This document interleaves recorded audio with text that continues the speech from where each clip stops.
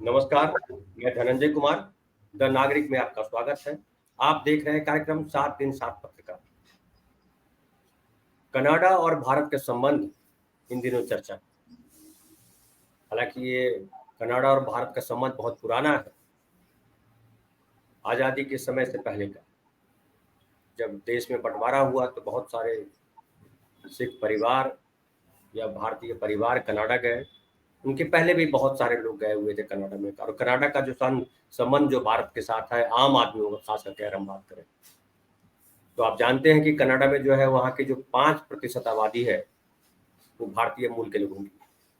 हालांकि अब कनाडाई हो गए हैं वो ज़्यादातर, लेकिन अब भी उनके संबंध जो है भारत के साथ बड़े गहरे हैं, धार्मिक वजहों से। और जो जड़ है, चूंकि वो भारतीय है मूल तौर पे, उनके पूर्वज भारतीय रहे, इस वजह से। और इस वजह से भी कि उनका अभी भी बेटी रोटी का संबंध है, व्यापारिक संबंध उनके हैं, उनके पारिवारिक संबंध।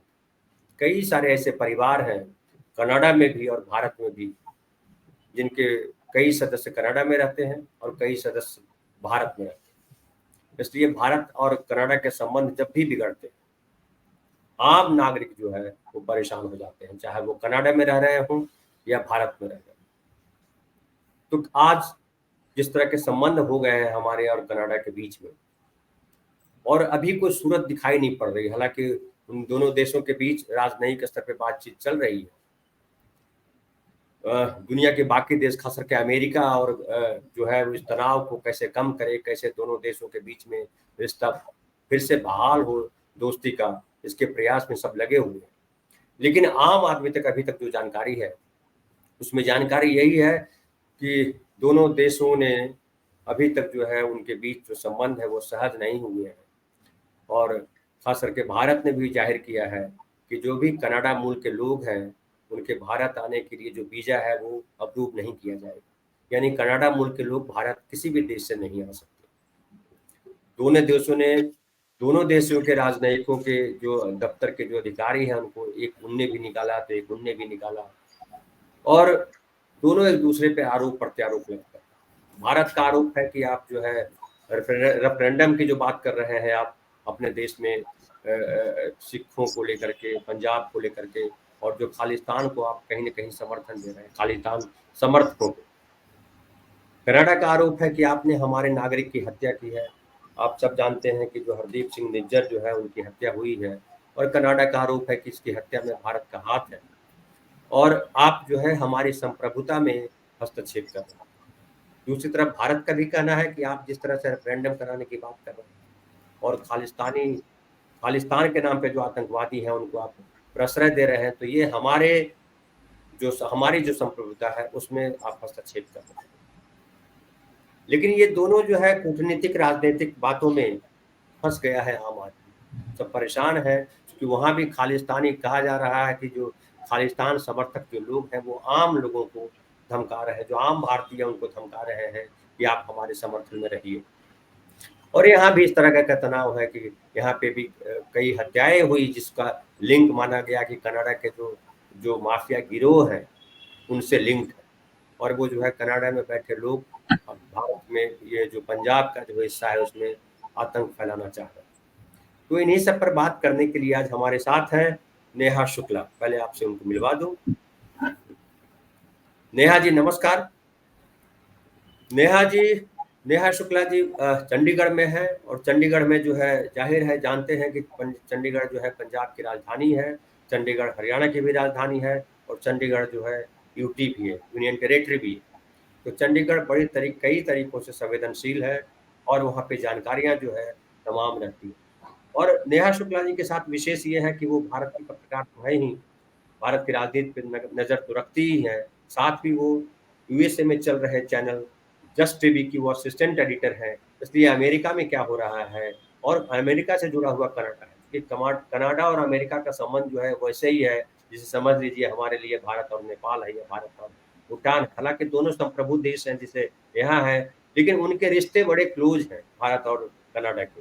भारत भारत और सॉरी कनाडा और अमेरिका के रिश्ते बड़े क्लोज हैं, और भारत के भी हमने जैसा प्रस्तावना में बताया कि भारत के रिश्ते भी जो है बेहद क्लोज रिश्ते हैं, पारिवारिक संबंध वाले रिश्ते। लेकिन जब तनाव आता है, दो भाइयों में भी झगड़ा होता है, तो किस तरह से दोनों तरफ सफर करते हैं लोग, हम जानते हैं। वो चाहे महाभारत के आख्यान हो, या हमारे भारत पाकिस्तान का बंटवारा हो, या अभी पंजाब को लेकर के जो लंबे समय से चलता आ रहा है, और पाकिस्तान जो पंजाब में जिस तरह से खालिस्तान को लेकर के एक आंदोलन शुरू हुआ था, और जो है आतंकवादी घटनाएं शुरू हुई थी, उसमें भी आम भारतीय लोग उसके शिकार हुए थे। आप याद कीजिए कि 1985 ईस्वी में जो कनाडा से के टोरंटो से जो जहाज उड़ा था भारत का, और वो लंदन जा रहा था, उसमें विस्फोट हुआ, और वो जो है उसमें 350 के करीब आम नागरिक मारे गए। तो ये जो भी हो, राजनैतिक हो या कूटनीतिक झगड़े हो, उसका नुकसान आम आदमी का होता है। और हम चूंकि द नागरिक, हमारे चैनल का नाम है, और हम नागरिकों के लिए ज़्यादा चिंतित हैं, क्योंकि फाइनली देश दुनिया सब जो है नागरिकों से बनता है। तो नागरिकों की चिंता जो है हर सरकारों को करना जरूरी है। वो कनाडा सरकार से भी अपील करेंगे और भारत सरकार से भी अपील करेंगे हम, कि आम नागरिकों की चिंता कीजिए, और इस मामले को अंतर्राष्ट्रीय स्तर पे जो आप सोचना है, जो सोचिए अंतर्राष्ट्रीय संबंध जिस तरह से करना है। आप जानते हैं कि अंतर्राष्ट्रीय संबंधों में चीन, अमेरिका, रसिया सब इन्वॉल्व हो जाते हैं, और अलग तरीके की राजनीति चलती है, अलग तरीके की नीति चलती है। लेकिन जो आम आदमी है, वो किसी देश का, वो खामखा शिकार हो जाता है। और कई बार देश के जो राजनीतिज्ञ होते हैं, जो राजनेता होते हैं, जो पीएम राष्ट्रपति होते हैं, कई बार उनके ईगो का शिकार हो जाते हैं। तो हमारी तो अपेक्षा ये है कि ये रिश्ता जो है किस तरह से जल्दी सहज हो, हम इसी के लिए ये बात कर रहे हैं। और जो कनाडा में बसे हैं, या अमेरिका में जो बसे हैं भारतीय, और जो उनके परिवार के लोग जो पंजाब में रहते हैं, उनके मन की शांति के लिए, या उनको एक जानकारी देने के लिए, उनके क्या उनके मन में चल रहा है समझने के लिए, और क्या मीडिया में चल रहा है ये समझने के लिए हमने नेहा जी को बुलाया है, कि नेहा जी इसमें प्रकाश डालें। नेहा जी, सब पहले तो आपको नमस्कार, आपका स्वागत है हमारे कार्यक्रम में। ये बतलाइए कि जो कनाडा भारत के जो संबंध हैं, वो काफी लंबे समय से हालांकि इस पे चर्चा होती रही है, और हमेशा जब भी कुछ खालिस्तान की बात आती है, सिख की बात आती है, पंजाब की बात आती है। आप याद कीजिए 1984 में भी जब सिख दंगा हुआ था, और उसके लिए वहां पे निंदा प्रस्ताव पास हुआ था, तो भारत ने अपने चिंता जाहिर की थी कि आप जो है ये जो कर रहे हो, हमारे संप्रभुता में हस्तक्षेप कर रहे हो, आप ये मत करो। फिर याद आता है कि जो है न्यू डेमोक्रेटिक पार्टी जो है जगमीत सिंह की पार्टी है, जगमीत सिंह उसके चीफ हैं, 2013 में उनको वीजा नहीं दिया गया था। और फिर हमें हमें याद आ रहा है कि जो है जस्टिन ट्रूडो जो है, वो जो अभी वहाँ के कनाडा के प्रधानमंत्री हैं, उनके पिता भी प्रधानमंत्री थे वहाँ के, पियर ट्रूडो। और 1968 से 1979 तक, और 1980 से 84 तक वो कनाडा की राजनीति के महत्वपूर्ण स्तंभ थे, वहाँ के पीएम रहे।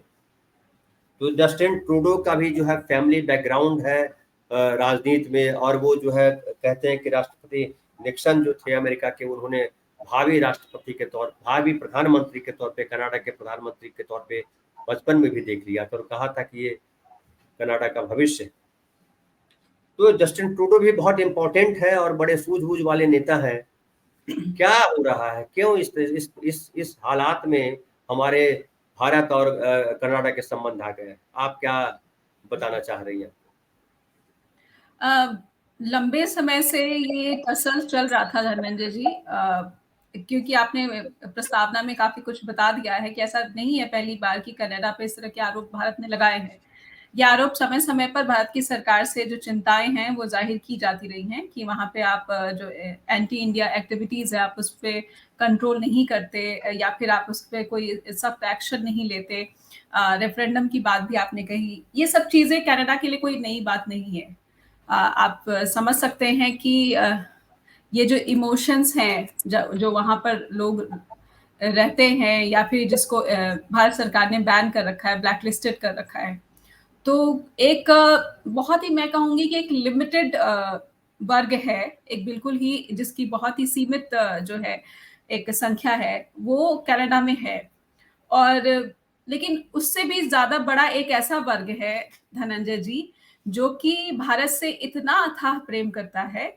मुझे लगता है कि हम भारत में रहते हैं लेकिन हमें ये एक्सप्रेस करने का मौका नहीं मिलता, या फिर कहते हैं ना कि जो चीज हमारे पास होती है उसकी कदर हमें नहीं होती। लेकिन जो बाहर रह रहे हैं, जिनको अपना वतन छोड़ना पड़ा किन्हीं वजहों से, रोजी रोटी कह लीजिए या फिर बेटर लाइफस्टाइल कह लीजिए, कुछ भी कह लीजिए, जिसके लिए उन्हें छोड़ना पड़ा, लेकिन वो कसक जो है ना मातृभूमि की, वो उनमें है।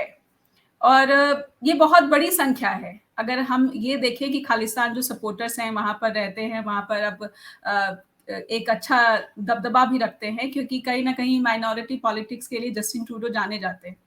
जस्टिन ट्रूडो की जो आप पॉलिटिकल आप देखिए प्रोफाइल, तो उनका एक सॉफ्ट कॉर्नर है माइनॉरिटीज के लिए। और अभी अभी अभी अभी अभी जो सरकार है उनकी, उसमें जो न्यू डेमोक्रेटिक पार्टी है वो भागीदार है, साथ में है। इसकी ये भी उनकी मजबूरी है कि उनके पास बहुमत नहीं है कि आप जो है माइनॉरिटी की पॉलिटिक्स को इग्नोर कर दीजिए। जी, पर आप हमें ना सिर्फ ऐसे ही नहीं देखना चाहिए धनंजय जी, वहां पे सिर्फ मैं नहीं कहूंगी कि जो पंजाबी या सिख जो है वो एक वोट बैंक है या फिर सरकार में उनका जो रोल है, लेकिन आप देखिए हिंदू भी हैं वहां पर, उनके मंत्रिमंडल में हिंदू भी हैं। तो ये कहा जा सकता है कि एक सॉफ्ट कॉर्नर भले ही है, लेकिन इतनी ज्यादा जो है डिस्क्रिमिनेशन नहीं है जस्टिन ट्रूडो के उसमें, कि आप बिल्कुल इनको ये आरोप लगा सकते हैं कि वो एक वर्ग का समर्थन करते हैं और एक वर्ग को जो है अनदेखा कर रहे हैं। तो वहां की पॉलिटिक्स जो है थोड़ी सी अलग है। आप एक बात से समझ सकते हैं कि वेस्टर्न कंट्रीज के बहुत सारे जो लोग हैं वो चाहते हैं कि कनाडा में आकर बसा जाए। क्यों? क्योंकि कनाडा जो है ये नहीं देखता कि आपका रिलीजन क्या है, आपका कास्ट क्या है, आप कहाँ से आते हैं। कनाडा जो है वो मेरिट पे आपको मौके देता है। तो अच्छे अवसर के लिए, मेरिट पर मौके पाने के लिए लोग जो है सिर्फ इंडिया से ही नहीं बल्कि वेस्टर्न कंट्रीज से भी, जहां से भी जिसको मौका मिलता है वो पहुंचते हैं। तो आप समझ सकते हैं कि एक कैसा देश है। कनाडा एक बहुत ही खूबसूरत देश है, जहाँ पर जो सुविधाएं हैं या फिर जो अवसर मिलते हैं, आप एजुकेशन में देख लीजिए, आप हेल्थ में देख लीजिए, बाकी आप मिनरल्स में देख लीजिए, रिसोर्सेज में देख लीजिए, कनाडा जो है एक बहुत ही ब्यूटीफुल कंट्री है और इसी वजह से लोग वहां पर जाना पसंद करते हैं। तो वहां पे आप देख लीजिए कि वहां के जो मूल निवासी हैं उनकी जो जनसंख्या है वो तेजी से कम हो रही है, और जो बाहर से आए हुए लोग हैं, जो प्रवासी हैं, उनकी तादाद बढ़ रही है। तो ये बात है। और जैसे जैसे जनसंख्या का अनुपात जो है शिफ्ट होता है, वैसे वैसे जो पॉलिटिक्स है वो भी एक शेप लेती है। तो जस्टिन ट्रूडो समझे जाते हैं कि उनका जो है एक सॉफ्ट कॉर्नर है, लेकिन ये विवाद कहाँ से मुझे लगता है कि बिगड़ना शुरू हो गया, अगर प्रधानमंत्री को खुद जस्टिन ट्रूडो ने ये बात कही थी, और जैसा कि अगर मैं मान लूं कि जो वेस्टर्न मीडिया है या फिर यूएस मीडिया है, वहां पर जो बातें छप रही हैं कि पहले ही जानकारी दे दी गई थी, तो मुझे लगता है कि जिस सेंसिटिविटी से इंडियन गवर्नमेंट को ये डील करना चाहिए था, इसके लिए मैं क्रेडिट देना चाहूंगी कि यूएस प्रेसिडेंट जो बाइडेन को, कि उन्होंने G20 न्यू दिल्ली समिट की इंपॉर्टेंस को प्रायोरिटी दी, और ये समझते हुए भी कि ये मामला बहुत सेंसिटिव है, बहुत गंभीर है, इसका साया G20 न्यू दिल्ली समिट पे नहीं पड़ने दिया, बल्कि बहुत ही एक अच्छे माहौल में G20 समिट हुआ, एक डिक्लेरेशन आया जिसकी कोई उम्मीद भी नहीं कर रहा था, क्योंकि एक साल से जो है इतनी बैठकें हुई थी, मुझे लगता है 250 या 300 बैठकें हुई थी 60 से ज्यादा भारतीय शहरों में, उसके बावजूद कोई डिक्लेरेशन नहीं आया था। लेकिन आप देखिए पहले ही दिन 9 सितंबर को डिक्लेरेशन आ गया। तो कहीं ना कहीं जो अमेरिका का रोल है या फिर वेस्टर्न कंट्रीज का जो रोल है, वो भारत के साथ मिलकर काम करने का रहा। तो आप ये समझ सकते हैं कि मुझे लगता है कहीं ना कहीं हमारे डिप्लोमेट से या फिर जो भी जिसका भी रोल हो, जब तक कुछ खुलकर बातें नहीं आ सकती, क्योंकि जस्टिन ट्रूडो ने ना सिर्फ एलिगेशन लगाए हैं, बल्कि बाद में जब बार बार उनसे इस तरह के सवाल किए जा रहे हैं, तो उनका जो लेटेस्ट लास्ट स्टेटमेंट और है इंडिया कनाडा ये डिप्लोमेटिक रो पे, उन्होंने कहा कि हमें तो वीक्स बिफोर ही जो है ये दे दिए हैं, सबूत दे दिए हैं। तो ये बहुत ही सेंसिटिव इशू है, जिसको मुझे लगता है कि शायद भारत सरकार की तरफ से या डिप्लोमेटिक जिस तरह से भी हैंडल करना चाहिए था, वो नहीं किया गया।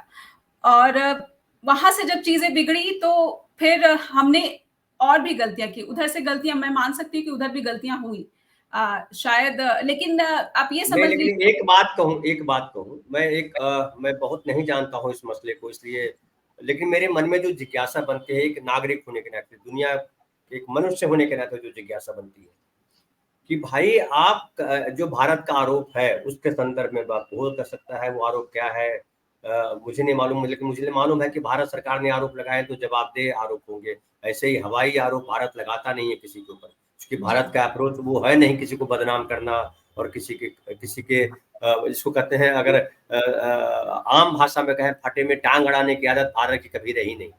तो जो है वहां जो जिस तरह से वो रेफरेंडम कराने की बात आती है खालिस्तान को लेकर के, या जिस तरह से भारत का आरोप है कि आप खालिस्तान के आतंकवादियों को, खालिस्तान के लिए जो आतंकवादी हम लोग तो कहेंगे, क्योंकि हम देश का बंटवारा तो नहीं चाहेंगे, कोई भी देश नहीं चाहेगा कि हमारा बंटवारा हो जाए। और खालिस्तान का जो पीड़ा है भारत ने बहुत बुरी तरह भुगती है।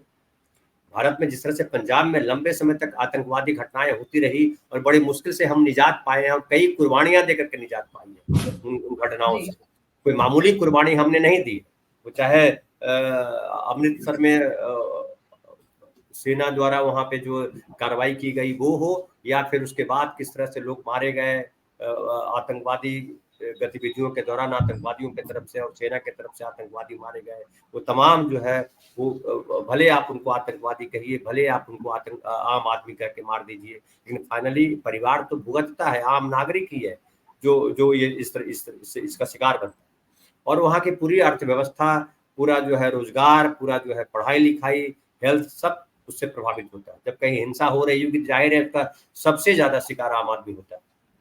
बिल्कुल आपने सही कहा, आम आदमी होता है, लेकिन तो बड़ी मुश्किल से ये बना था। लेकिन मेरा सवाल ये है कि कनाडा जो है रेफरेंडम या खालिस्तान समर्थकों को क्यों पाल पोस रहा है? उसको तो इसका विरोध करना चाहिए कि हम रेफरेंडम नहीं होने देंगे। ये भारत की संप्रभुता के सवाल है और हमारे संबंध भारत के साथ अच्छे हैं और हम चाहते हैं अच्छा बना रहे, तो ये ना हो ऐसा। कनाडा का ये अप्रोच क्यों नहीं? कनाडा का अप्रोच आप देखिए ना, मुझे तो लगता है कि इंडिया का अप्रोच ऐसा क्यों नहीं रहा, या फिर इंडिया ऐसा प्रेशर क्यों नहीं बना पाया कि आप ये डिप्लोमेटिक तरीके से इसको सॉल्व कर पाते। जब आप चीन के साथ आप सिक्योरिटी इश्यूज अलग रखते हैं और ट्रेड इश्यूज अलग रखते हैं, तो आप कनाडा के साथ ये क्यों नहीं कर सकते? मेरा तो सीधा सीधा प्रश्न है। आप चीन को कहते हैं, चीन की बात मान लेते हैं कि चलिए हमें जो ट्रेड है वो अलग लेवल पे उस पर डिस्कस करना चाहिए, और जो बात रही एलएसी या फिर सीमा विवाद की, वो हम अलग तरीके से अलग लेवल पे हैंडल करेंगे, दोनों को मिक्स नहीं करेंगे। तो यही बात आप कनाडा में भी कर सकते हैं। और जहां बात रही रेफरेंडम की, ऐसा नहीं है कि सिर्फ खालिस्तान सपोर्टर्स वहां पे रेफरेंडम करा रहे हैं, बल्कि वहां पे अगर एक क्यूबेक जो है स्टेट है, जहां पर शायद 2 बार, मैं नाम में गलत हो सकती हूँ, लेकिन ऐसा ही कोई छोटा सा राज्य है जहां पे 2 बार रेफरेंडम वो हो चुका है, और ये रेफरेंडम था कि वो कनाडा के साथ रहना चाहते हैं या कनाडा के अलग हो जाना चाहते हैं। लेकिन 2 बार ये रेफरेंडम हुआ और दोनों बार वहां पर ये फैसला किया गया कि वो कनाडा के साथ रहना चाहते हैं। नहीं, लेकिन उस रेफरेंडम में और इस रेफरेंडम में अंतर होता है। उस रेफरेंडम में कनाडा का इंटरनल मैटर है। समझिए, भारत में अगर कोई करता है कि हमको पंजाब या बिहार या उत्तर प्रदेश कहे कि हमको न रहना है भारत के साथ या नहीं रहना है, उसका इंटरनल मैटर है ना, उस पर भारत सरकार कैसे निपटती है वो भारत सरकार जाने। लेकिन किसी दूसरे देश में रेफरेंडम कराना हो, समझिए हम जो है चीन में चीन के लिए हम यहाँ आंदोलन करवाएं भारत में कि रेफरेंडम होना चाहिए, या पाकिस्तान के लिए करवाएं, तो वो तो गलत बात है ना, कि आप दूसरे के देश के संप्रभुता में हस्तक्षेप कर रहे हैं। आप क्यों उसको प्रश्रय दे रहे हैं? आपके देश में है तो चलिए ठीक है कि भाई हम डेमोक्रेटिक है, हम चाहते हैं, लेकिन दूसरे देश के संबंध अलग होते हैं। फिर कनाडा के साथ ये भी है कि हमारा कनाडा के साथ कहीं सीमा का कोई विवाद नहीं है, कनाडा के साथ विवाद होने की कोई वजह ही नहीं है।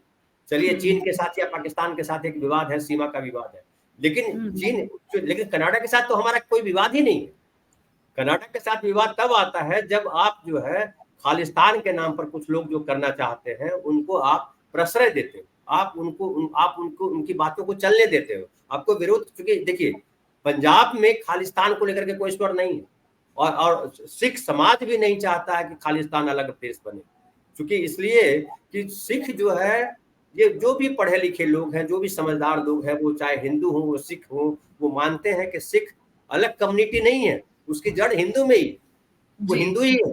अगर बहुसंख्यक और अल्पसंख्यक की बात करें तो ठीक है, सिख समाज एक अलग पंथ है, लेकिन वो तो हमारा ही बड़ा भाई है। समझो हम अपने घर के बड़े भाई हैं, तो हमने कहा कि नहीं, हमारे छोटे भाई है या हमारे भाई बहन और माँ पिता है, उनकी रखवाली के लिए मैं कसम लेता हूं कि मैं लड़ूंगा दुश्मन से।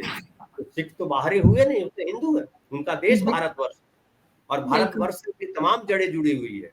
तो आप अगर अलग देश बनाने की बात कैसे सोच सकते हो? तो आप ही का देश है, आप क्यों अलग होना चाहते हो? आपको तो बल्कि लड़ना है कि अरे ये मेरा ही देश है यार, मैं बड़ा भाई हूँ, मैं ही सरदार बना, तुम मुझे अलग कर रहे हो, मैं बाहर चला गया इसलिए। क्योंकि आप जो है देखिए कि चाहे अमृतसर हो, चाहे पटना हो, आप कैसे उसके, चाहे ये जो जो यहाँ पे महाराष्ट्र में जो मंदिर है, आप कैसे अलग कर दोगे?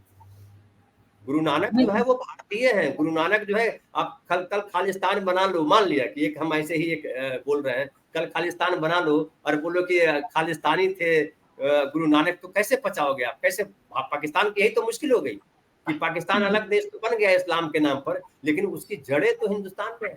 पाकिस्तान की सबसे बड़ी समस्या यही तो है। तो जो खालिस्तान और आम, मैं पढ़ रहा था तो मैंने देखा कि जो है खुद अमरिंदर सिंह जब मुख्यमंत्री थे, उन्होंने कहा कि भाई आप जो कर रहे हो, उन्होंने बाकायदा आरोप लगाया था।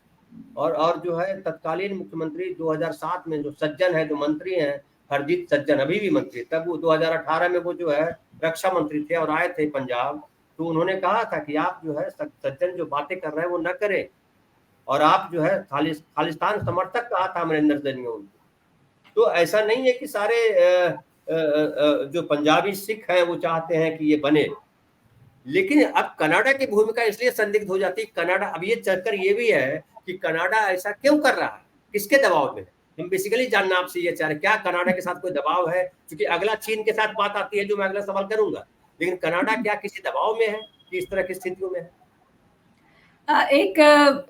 एक यूरोपियन यूनियन ने भी, जो वहाँ की पार्लियामेंट है, मणिपुर में जब से हिंसा हो रही है, तो वहाँ पे भी एक प्रस्ताव पास किया गया था धनंजय जी, कि माइनॉरिटी पे जो है अत्याचार हो रहे हैं, वहाँ पे जो वायलेशंस हो रही है, उनको मीडिया वैसे नहीं दिखा रहा है जितनी की सीरियसनेस वहाँ पर है।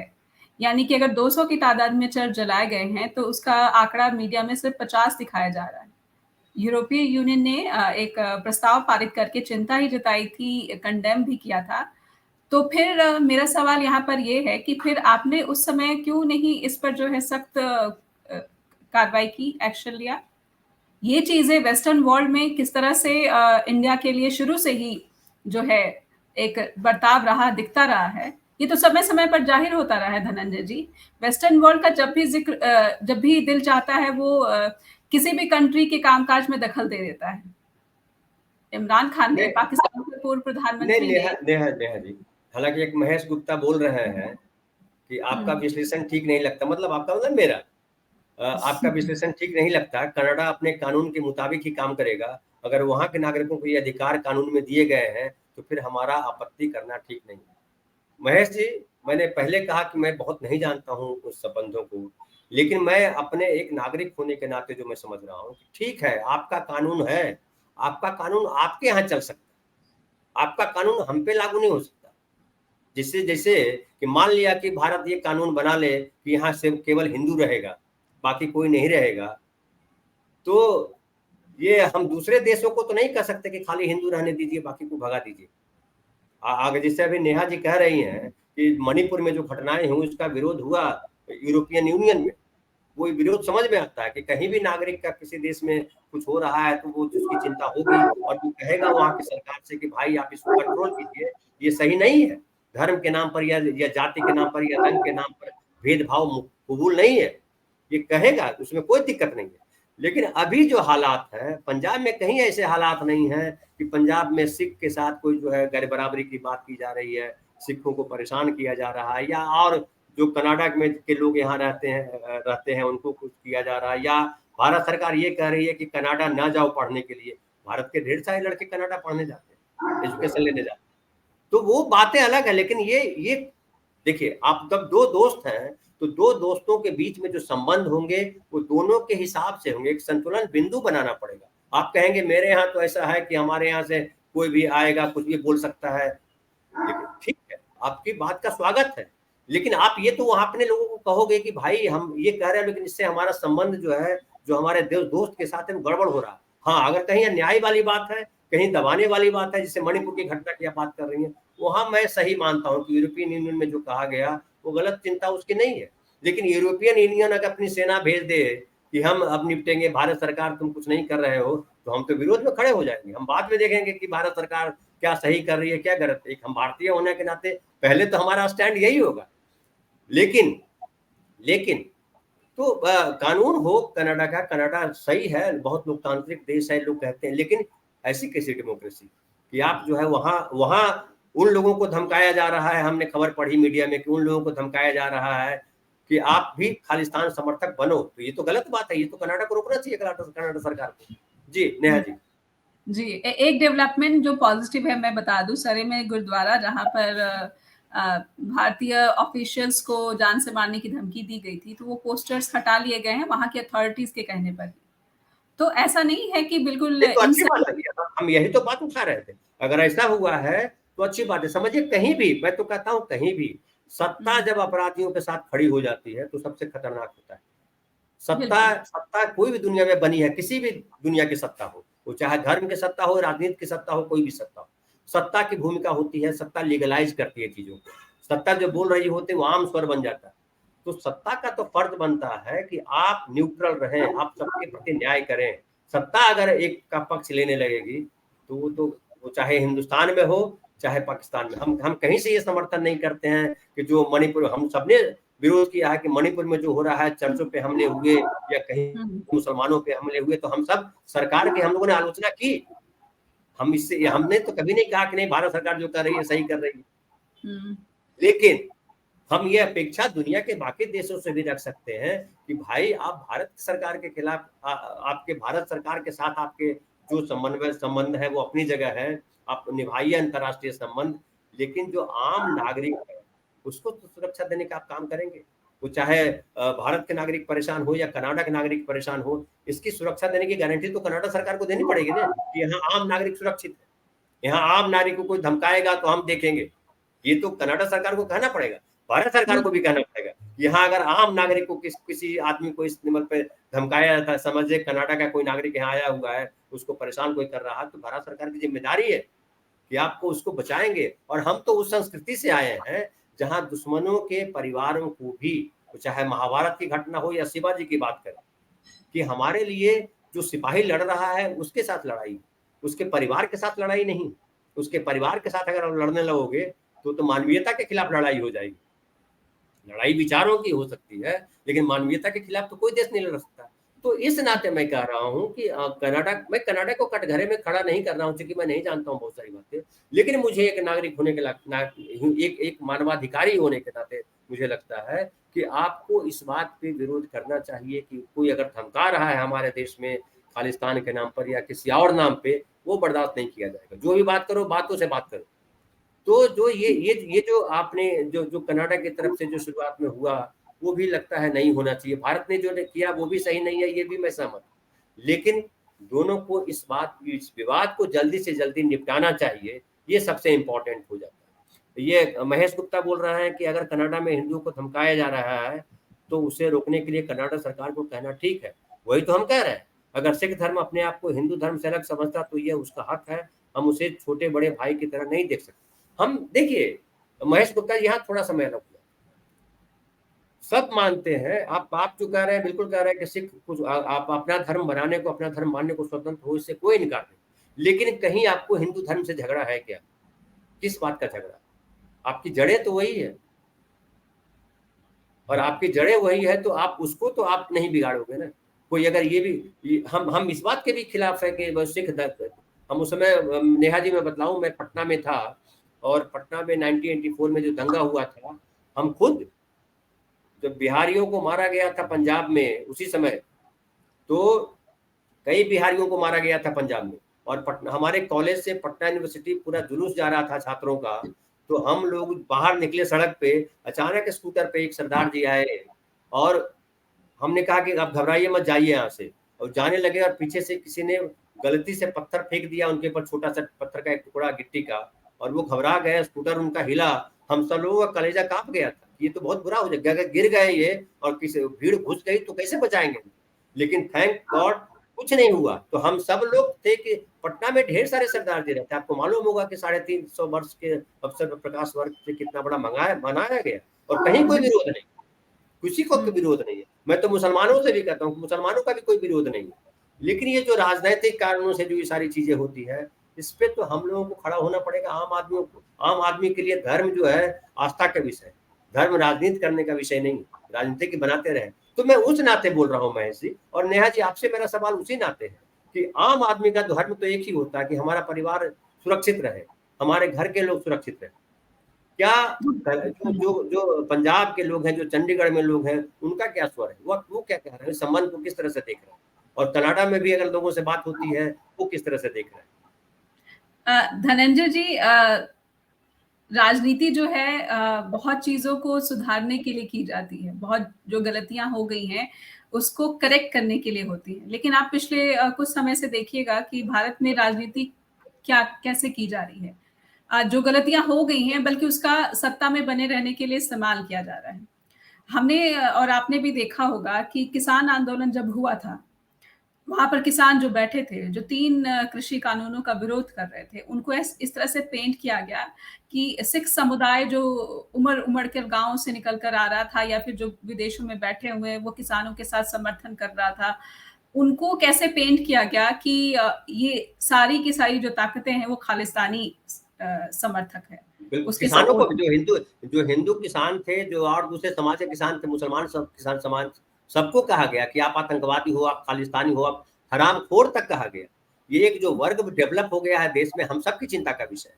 ये बिल्कुल। हमें ही हरामखोर बोल देता है। अरे हरामखोर तो तुम हो कि इस तरह की चीजें लड़ा करके खाना चाहते हो। तो ये दुःख तो यही बात है, हालाँकि ये जिस तरह का शब्द का इस्तेमाल ये लोग करते हैं, उस तरह का शब्द शब्द का इस्तेमाल सभ्य समाज में बिल्कुल नहीं हो सकता। कोई हराम का नहीं खाता, सबकी खून इस मिट्टी में है, सबका पसीना इस मिट्टी में है, और सब अपनी मेहनत का खाता है। और मैं तो कहूँ, मैं तो अक्सर बोलता हूँ नेहा जी, कि जो गरीब है, उसे गरीबी की वजह वो नहीं, आप हो। क्योंकि आपने देश में जमींदारी प्रथा का अंत तो कर दिया, लेकिन सबकी ज़मीनें बराबर नहीं हुई, सबकी संपत्ति बराबर नहीं हुई, और आप अडानी को मजबूत बनाने में लगे हो, या कोई अंबानी को मजबूत बनाने में लगा है, कोई किसी और को मजबूत बनाने में लगा है, नए-नए उद्योगपति खड़े करते हो आप। आम आदमी को क्या हिस्सा देते हो? 5 किलो अनाज, 5 ही किलो उसका हिस्सा है, और आप भीख दे रहे हो, एहसान मान रहे हो, एहसान करो। मैं खुद उसका विरोधी हूँ। ये जो जिस तरह की बकवास करते हैं ये लोग, मैं तो कहता हूँ कि देश की सरकारें जो हैं, जो प्रधानमंत्री है, उसको एहसानमंद होना चाहिए इस देश के नागरिकों को, कि वो अपने टैक्स के पैसे देता है और खुद भले भूखा रहता है, तुमको इतने बड़े हवाई जहाज में चढ़ाता है।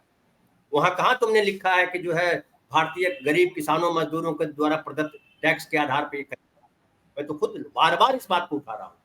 तो राजनीति की तो गंदगी फैला रहे हैं, लेकिन हम नागरिकों का क्या फर्ज है, हम पत्रकारों का है, हम जो लोग हैं उनका क्या फर्ज है? ये बड़ा बिल्कुल, हम इम्पोर्टेंट हो जाता है। तो वो नागरिक क्या कह रहे हैं, वो हम सुनना चाहते हैं। राजनीतिकों को सुनना नहीं चाहते, क्योंकि वो जिस तरह से अभी दानिश अली का मामला हुआ, वो क्या है? जिस तरह से ओवैसी बोल रहे हैं, राहुल गांधी को कटघरे में खड़े कर रहे हैं, वो क्या है? वो उनकी घटिया राजनीति है। लेकिन उनकी राजनीति जो है हमको प्रभावित करे, तो हमको तो सोचना पड़ेगा कि हम इनको कैसे दौड़ाएँ। जी, तो पंजाब के जी। नागरिक क्या सोच रहे हैं, हम वो जानना चाहते हैं, और कनाडा के आम नागरिक क्या जानना चाह रहे हैं, क्या करना चाह रहे हैं, वो जानना चाहते हैं आपसे। जो कनाडा का नागरिक है या फिर पंजाब का नागरिक है धनंजय जी, वो खुद को भारत से अलग नहीं समझता है।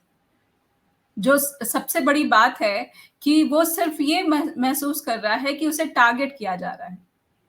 पंजाब का सिख भी यही महसूस कर रहा है, और जो कनाडा में बसा हुआ जो सिख है, सिर्फ कनाडा की ही बात नहीं करूंगी मैं बात करूंगी कि यूके और यूएस और अदर कंट्रीज जहां पर भी सिख समुदाय बसा हुआ है, वो टारगेटेड महसूस कर रहा है। आप भूलिए मत कि ऑस्ट्रेलिया में जब हिंदू मंदिरों पर हमले हुए, तो फिर जिस तरह से कहा गया कि वहां पर जो है सिख समुदाय के लोगों का हाथ है, फिर कुछ जो रिपोर्ट्स आ रही हैं वहां पर आई हैं कि इसके पीछे जो रेडिकल्स हैं उनका हाथ है, हिंदू रेडिकल्स का हाथ है। तो ये सबके पीछे पॉलिटिक्स ही दिखती है ना धनंजय जी। सबके पीछे सिर्फ और सिर्फ सत्ता की जो लालसा है वो दिखती है। आम आदमी इसमें कहीं ना कहीं ठगा हुआ और टारगेटेड महसूस कर रहा है। इस इमोशंस को जो किसान आंदोलन के समय से बहुत ज्यादा दोबारा से, क्योंकि ये इमोशंस कोई ताजा इमोशंस नहीं है, ये अपने आप को टारगेटेड महसूस जो सिख समुदाय कर रहा है, चाहे वो पंजाब का हो चाहे वो अलग अलग देशों का है, वो तो लंबे समय से महसूस कर रहा है। 84 के सिख विरोधी दंगों का जो दर्द है धनंजय जी, बहुत से परिवारों में नहीं भूल सकता है कोई इस तरह के दंगों का दर्द। किसी की कोई भी परिवार जिसके साथ ये बीती है, बहुत मुश्किल हो जाता है। तो ये जो दर्द है ना धनंजय जी, समय-समय पर जब राजनीतिक लोग इसका इस्तेमाल करने की कोशिश करते हैं, तो गुस्सा ज़ाहिर-सी बात है, गुस्सा दिखाएगा वो समुदाय। इसका मतलब ये नहीं है कि वो गुस्सा दिखा रहा है तो वो देशद्रोही बन जाता है, करेक्ट। सीधी बात है। अगर सहमत। मुझे और सरकार नहीं, से और नेहा जी, जैसा कि अभी ये कह रहे हैं महेश गुप्ता जी, आप कंटिन्यूटी में रखिएगा, आप जो बोलना चाह रही थी वो भी मैं बीच जी। में बोल देता हूँ, इसलिए कि मुझे लगता है मैं मिस कर जाऊंगा। हुँ, हुँ। धर्म निजी आस्था का विषय है, महेश गुप्ता बोल रहे हैं, धर्म निजी आस्था का विषय है। आज राजनीति और धर्म को गडमड कर दिया गया है। विगत कुछ वर्षों में मुसलमान सिख ईसाइयों को उकसाने की कार्रवाई की सरकार समर्थित लोगों ने की है, उनके खिलाफ कोई कार्रवाई नहीं। बिल्कुल मैं सहमत हूँ आपसे महेश गुप्ता। अगर आप हिंदू राष्ट्र बनाने की बात करेंगे तो वो सिख राष्ट्र बनाने की बात क्यों अगर करते हैं तो कैसे गलत ठहराओगे आप ही तो वो हो रहे हो। लेकिन ये हम भारतीय जानते हैं कि चूंकि हम तो गांधी में बिलीव करने वाले लोग, हम भगत सिंह में बिलीव करने वाले लोग, हम सुभाष चंद्र बोस में बिलीव करने वाले लोग, हम गुरु नानक में बिलीव करने वाले लोग।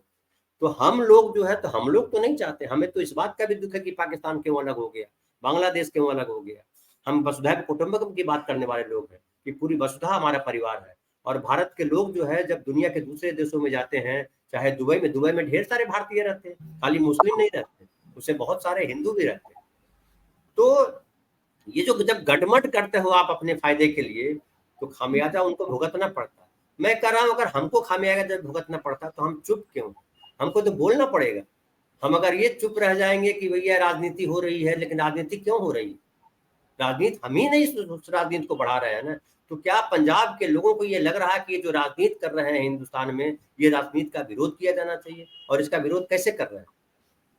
बिल्कुल, इसका विरोध तो तभी से शुरू हो गया धनंजय जी, जब बीजेपी का सफाया कर दिया पंजाब के लोगों ने। और पंजाब में मुझे लगता है कि बेशक कांग्रेस से बड़े-बड़े नेता चले गए हैं, वहाँ पे पूरी कोशिश हो रही है कि बीजेपी अपने आप को खड़ा कर सके। लेकिन जो बार-बार इस तरह की सियासी बातें सामने आ जाती हैं, तो लोगों का भरोसा कैसे बीजेपी पर आएगा? और बीजेपी का भरोसा ऐसा तो है नहीं कि सिर्फ सिख समुदाय का डिगा है। कोई भी चाहे मुस्लिम समुदाय हो, और इस समय आपने देखा कि जेडीएस एनडीए में शामिल हो गई, तो वहाँ पर एक जो वाइस प्रेसिडेंट कर्नाटक के मुस्लिम लीडर हैं, सीनियर मुस्लिम लीडर, उन्होंने तो पार्टी छोड़ दी। बीजेपी जो डिवाइड एंड रूल का जो पॉलिटिक्स करती है, इसका दंश तो पिछले 9 सालों से इंडिया की माइनॉरिटी झेल रही है। और यहीं पर आकर जो देश है, भारत को कटघरे में मैं खड़ा किया इसमें जा रहा एक और बोलूं, ये केवल माइनॉरिटी नहीं झेल रही है, इस देश का हर वो नागरिक झेल रहा है जो भारतीय लोकतंत्र में विश्वास करता है, जिसको है। लगता सही है कि बात। हमारे देश में सब हमारे ही भाई हैं। केवल माइनॉरिटी, ये जब हम स्टेटमेंट देते हैं तो बड़ा ये हो जाता है, एक जिससे जैसे मैं ओवैसी के वो बयान को मैं बड़ा पचा नहीं पा रहा हूँ, मैं दोपहर में उस पर प्रोग्राम रख रहा हूँ कि आप ये राहुल गांधी को चैलेंज कर रहे हो कि हैदराबाद आओ, मोदी जी को चैलेंज करो ना। आपकी दुश्मनी राहुल गांधी से है या नरेंद्र मोदी से? ओवैसी जी बी पार्टी है, बी टीम है, ये तो आपको पता ही है ये धनंजय किसी जी। की पार्टी रहे, आप कुछ भी हो जाओ, मुस्लिम हो आप, हिंदू धर्म का झंडा ढो, या हिंदू हो मुसलमान का झंडा ढो, उससे कोई ऐतराज नहीं है। लेकिन हुँ, आप कम से कम धार्मिक भावनाएं भड़काने का काम मत करो। हुँ। और ये हम नागरिकों को अब बोलने का समय आ गया, इनको दौड़ाना जरूरी है। हमने इनको दौड़ाया या नहीं, इसलिए हमको दौड़ा रहे हैं, ये समझना जरूरी है। इसलिए मैं ऐसा बोलता हूँ, तो आम नागरिक क्या सोचते हैं ये बड़ा जरूरी हो जाता है। आम नागरिकों को सभी कुछ पता होता है धनंजय जी, वो पॉलिटिक्स को बहुत अच्छे से समझते हैं। लेकिन ये अफ़सोस की बात है कि भारत में जो राजनीति है वो शुरू से कास्ट, रिलिजन इन सब पे होती रही है। और जब मोदी जी 2014 में आए थे तब लगा था कि ये सब कुछ खत्म हो जाएगा। लोगों ने अपने धर्म, जाति इन सब से हट के उन्हें वोट दिया था। लेकिन उन्होंने साबित कर दिया कि जो उम्मीद, जिस सपने के साथ भारत के नागरिक ने उन्हें बिठाया है, उसको ना सिर्फ उन्होंने तोड़ा, बल्कि उससे और भी ज़्यादा बदतर स्थिति हो गई है। तो अब ये सारा दारोमदार जो है वो राहुल गांधी उठा रहे हैं। तो उनसे नहीं, अपेक्षाएँ हैं। लेकिन एक जो है, देखिए क्या है कि हम कहते तो हैं कि हिस्ट्री रिपीट्स इटसेल्फ, इतिहास अपने आप को दोहराता है। 1984 में जो हुआ, और उसके पहले जो इंदिरा गांधी की हत्या के साथ, और उसके पहले जो हुआ वहाँ, जिस बात का बहुत गुस्सा है सिख समाज में, गोल्डन टेम्पल पे जी। जो जो जो आतंकवादी घटनाएं हुई और जिस तरह से खड़ा किया गया, उसके लिए भी आरोप लगा इंदिरा गांधी पे, कांग्रेस पे आरोप लगा कि आपने ही खड़ा किया। तो आपने खड़ा किया तो उन्होंने इंदिरा गांधी को ये पश्चाताप हुआ और शायद इसीलिए वो बहुत बड़ी घटना है, उसको सिख समाज को ये समझना होगा कि जो है इंदिरा गांधी ने कहा कि जब उनको उनकी एजेंसी ने कह दिया, सिक्योरिटी एजेंसी ने, कि भैया आपके खिलाफ जो है आपकी हत्या की जा सकती है और 2 सरदार जो आपकी सिक्योरिटी में उनको हटा दो। इंदिरा गांधी ने जानते बूझते नहीं हटाया और उन्होंने कहा कि अगर हो जाएगा तो कोई बात नहीं। उनको ग्लानि हुई शायद इस बात की कि हमसे जो हुआ वो गड़बड़ हुआ था, किन्हीं वजहों से हुआ। और ये हालांकि इंदिरा गांधी को मैं मानता हूं कि जिस तरह की पॉलिटिशियन थी, कई दफा हमारे सामने इधर गाय इधर खाई इधर कुआं हो जाता है, तो हमें एक तरफ तो गिरना ही है, चाहे खाई में गिरे चाहे कुआं में गिरे। हम निजी लेवल पे भी इस तरह की स्थिति कई बार बनती है, हम नहीं चाहते भी हमको डिसीजन लेना पड़ता है। हम चाहे तो कुएं में कूद जाए, तो कुएं से कूदना से ज्यादा जरूरी होता है चलो खाई में कूदेंगे, हाथ पैर टूटेगा बच जाएंगे। तो लेकिन उस बात को जानने के बाद जब एक बार समाज आ गया, मनमोहन सिंह ने बड़ी कोशिश की और पूरे कांग्रेस ने इसके लिए अपनी गलती मानी। कांग्रेस ने यह नहीं कहा कि मैंने जो किया सही किया, राहुल गांधी जिस तरह से प्रयास कर रहे हैं, लेकिन बीजेपी इससे सबक क्यों नहीं ले रही? बीजेपी क्यों वापस वही कर रही है? क्योंकि ये जो हिंदू मुसलमान की विचारधारा वाले लोग थे, उन्हीं की वजह से भारत बटा। भले आप गांधी को आरोप लगाओ, लेकिन आज पाकिस्तान के लोग भी मानते हैं कि जिन्ना उसमें से एक बड़ा इंपॉर्टेंट आदमी था जिसकी वजह से पाकिस्तान बना, और पछता रहे हैं बहुत सारे लोगों कि जिन्ना ने हम लोगों को भटका दिया। तो जो सांप्रदायिक राजनीति करने वाले लोग हैं, चाहे भारत में आज भी कर रहे हो या पाकिस्तान में कर रहे हो, वो सब तमाम लोग कह रहे हैं, तो क्या इनको ये एहसास नहीं होता कि कल फिर हमको भुगतना पड़ सकता है, इसकी सजा भुगतनी पड़ सकती है? सत्ता, जब आप बहुत लंबे समय के लिए सत्ता पर रहते हैं तो एक पब्लिक कनेक्शन टूटने लगता है धनंजय जी, और वो एक कनेक्शन टूटता हुआ मोदी सरकार पर भी दिखता है, उनके मंत्रियों पर भी दिखता है। शायद इस बात का एहसास ही नहीं कर पा रहे हैं, और ये एक तस्वीर जो है इस बात की पुख्ता सबूत है कि नई संसद में जो है महिला सशक्तिकरण की बात हुई तो वहां पे सेलिब्रिटीज को लेकर गए अनुराग ठाकुर। अगर पब्लिक कनेक्शन बीजेपी का लगातार बना हुआ होता तो शायद वो कंस्ट्रक्शन साइट पे जो औरतें काम करती हैं, मजदूर काम करती हैं, उनको लेकर गए होते कि चलिए हम आपको दिखाते हैं नई संसद का जो भवन है वहां पर महिला सशक्तिकरण के लिए कितना बड़ा स्टेप लेने जा रही है मोदी सरकार, आपको जागरूक होने की इसके लिए जरूरत है। शायद वो उन मजदूरों को ले जाते हैं जो खेतों में काम कर रही हैं। अगर अगर भारत की इन महिलाओं को सशक्त किया जा रहा है, इन महिलाओं को पॉलिटिक्स में लाने की कोशिश की जा रही है, तब ये पब्लिक कनेक्शन दिखता। पब्लिक कनेक्शन खत्म हो गया है, बीजेपी का भी कहूंगी कि खत्म हो चुका है और मौजूदा सरकार का भी खत्म हो गया है, इसीलिए इस नहीं, तरह की तस्वीर है। ये जो कई लोग आरोप लगा रहे हैं मीडिया में, ये जो विधुरी कांड हुआ है वो इसलिए हुआ है कि उनको दिख गया है कि ओबीसी पे बात चलेगी, महिला आरक्षण के बात चलेगी, तो वो एकदम रॉन्ग स्टेप उनका हुआ। वो उन्होंने जो निर्णय लिया वो गलत निर्णय लिया। लेकिन मैं कहूंगा वो गलत पे गलत निर्णय लेते चले जा रहे हैं। विधुरी कांड को कोई अच्छा नहीं बोलेगा, कोई भी सभ्य नागरिक अच्छा नहीं बोलेगा। अगर उनको लगता है कि मुसलमानों को इस तरह से गलियाने से सब हिंदू उनके साथ खड़े हो जाएंगे, तो वो फिर बहुत बड़ी गलतफहमी में, और उसका व्यापक विरोध हुआ है।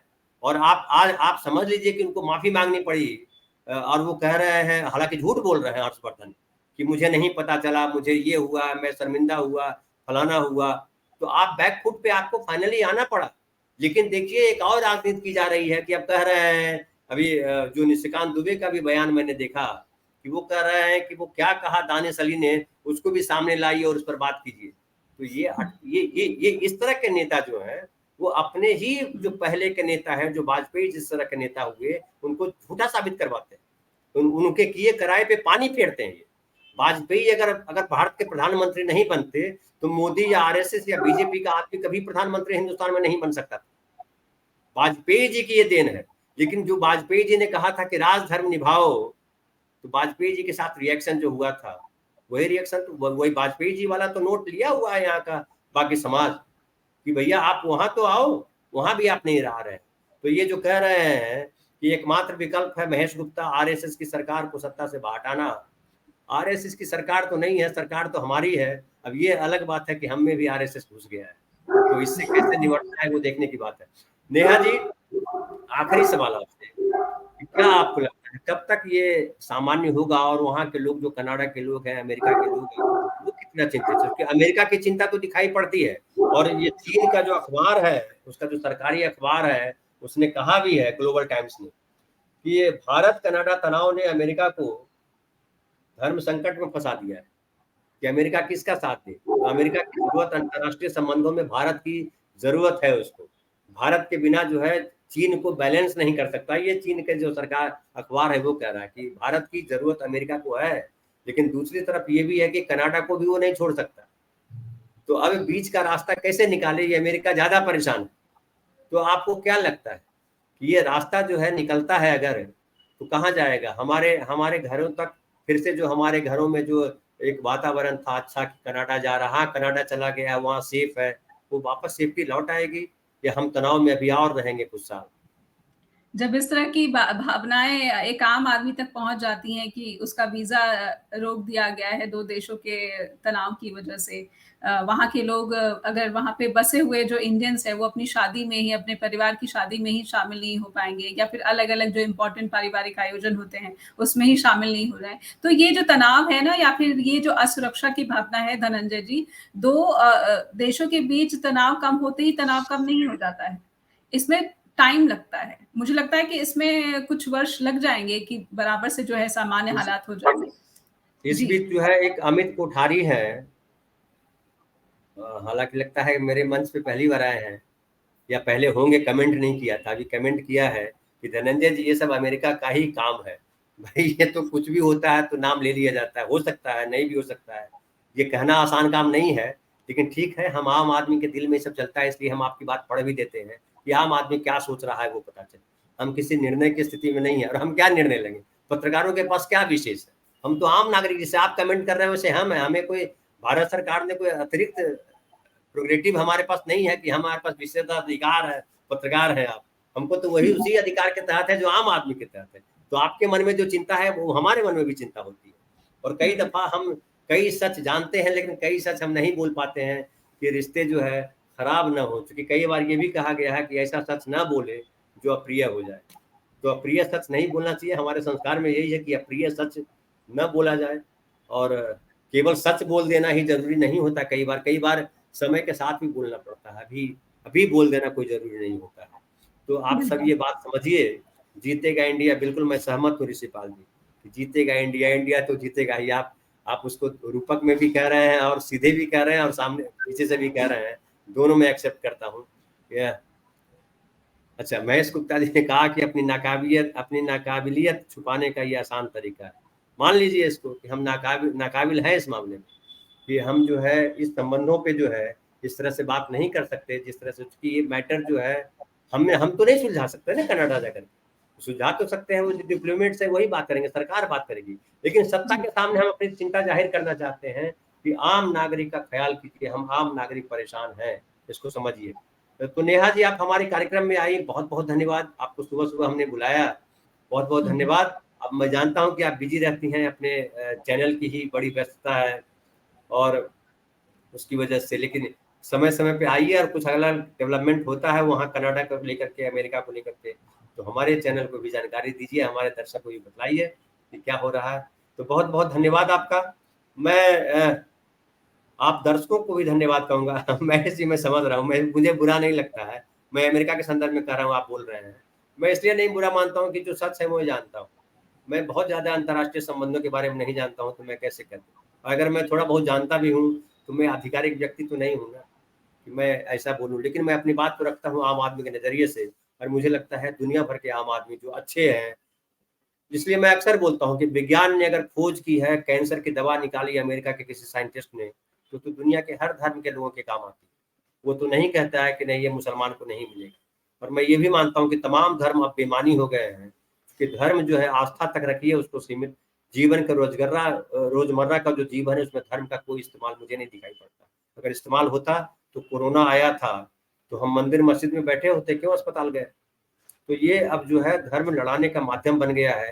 कभी था मजहब नहीं लड़ा, मजहब नहीं सिखाता आपस में बैर रखना, बिल्कुल प्रेम की भाषा वो सिखाता था, लेकिन अब केवल धर्म वो नहीं है, धर्म में राजनीति इस तरह से घुस गया है कि वो धर्म राजनीति धर्म हो गया है।